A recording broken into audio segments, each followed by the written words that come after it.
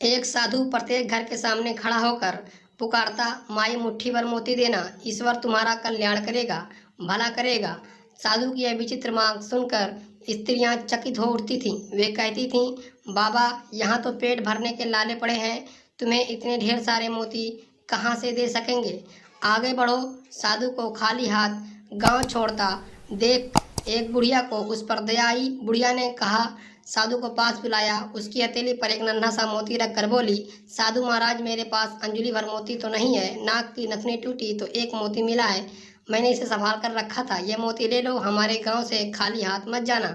बुढ़िया के हाथ का नन्हा सा मोती देखकर साधु हंसने लगा। उसने कहा, माँ, ये छोटा छोटा सा मोती मैं अपनी फटी हुई झोली में कहाँ रखूं, इसे आप अपने पास ही रखना। ऐसा कहकर साधु उस गांव के बाहर निकला।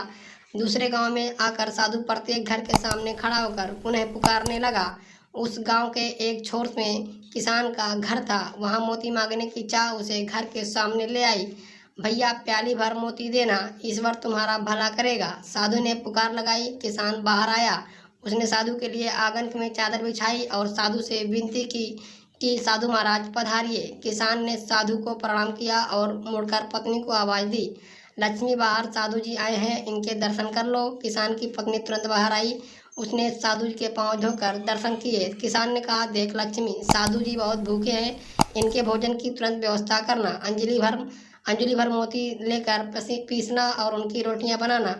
तब तक मैं मोतियों की गागर लेकर आता हूँ। ऐसा कहकर वह किसान खाली गागर लेकर घर के बाहर निकला। कुछ समय पश्चात किसान लौट आया। तब तक लक्ष्मी ने भोजन बनाकर तैयार कर रखा था। साधु ने पेट भर भोजन किया। वह प्रसन्न हुआ। उसने हंसकर किसान से कहा, बहुत दिनों बाद कुबेर के घर का भोजन मिला है, मैं बहुत प्रसन्न हूँ। अब तुम्हारी याद आती रहे, इसलिए मुझे कान भर मोती देना, मैं तुम दंपति को सदैव याद करूंगा। उस पर किसान ने हंसकर कहा, साधु महाराज, मैं अनपढ़ किसान आपको कान भर मोती कैसे दे सकता हूँ। आप ज्ञान संपन्न हैं, इस कारण हम दोनों आपसे कान भर मोतियों की अपेक्षा रखते हैं। साधु ने आंखें बंद कर कहा, नहीं किसान राजा, तुम अनपढ़ नहीं हो, तुम तो विद्वान हो, इस कारण तुम मेरी इच्छा पूरी करने में सक्षम रहे।